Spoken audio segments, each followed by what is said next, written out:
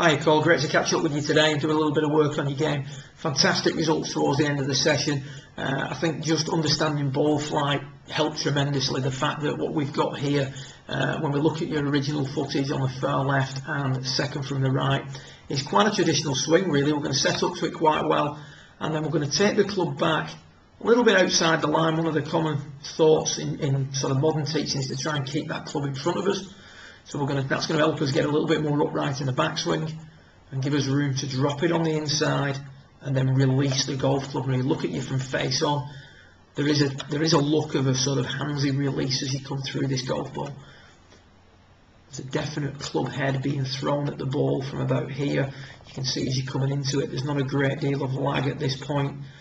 You're attempting to square that club up on the way through, based on the old ball flight laws, where the path of the club is going to send it. So we're going to take it up, drop it in, and then the blade of the club is going to bend it. So we've got to make sure that we release that golf club.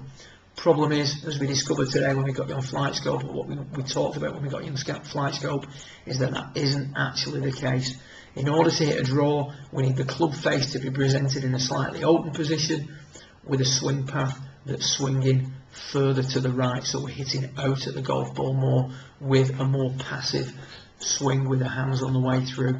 So we take a little look at Charlie Wee and have a look at what he's doing in regards to stack and tilt. His arm swings much more inside on the way back, arms in. You can see there that there's no real rolling of the club face either. So at this point here now, left arm, angle of the spine, angle of the club face are all matching up. Everything's been turned away in a circle on a tilted plane. If we compare that to the position that we've got at the start of your lesson, you can see there's a complete contrast.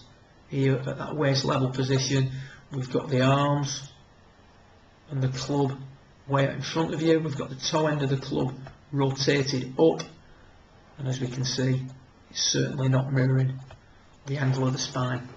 So what we're trying to do there is get the club in a very upright position rather than a more rounded position. If we just run you to the top, you can see there now, traditional looking top of the backswing position, really a little bit laid off, but all in all, arms are quite upright, shoulders quite flat. If we run Charlie through to the top of his backswing, we're going to see a much more circular move, much more rounded, compact top of the backswing position, where the hands are actually behind the right shoulder and the arm swing is complementing the shoulder turn. So much more rounded, circular movement. If you take it back on a circle, it's much easier to bring it back down on that circle. What we've got with yourself on the left is a position where we've got to drop it in and then release. So the key thoughts from your lesson as we moved on were to take it back using the arms, move the arms in on the way back, and then no release on the way through. And if we take a little look at the effect that's had, it's massive really, Colin. After one session you can see here that the arms move in much better on the way back. Now you did email me earlier asking about the setting of the shaft here being a little bit flatter. It is at this stage, but as I tried to explain in the email, as if we just run you to here, the hands reach waist level. That is a massive improvement on where you were at the start of your session.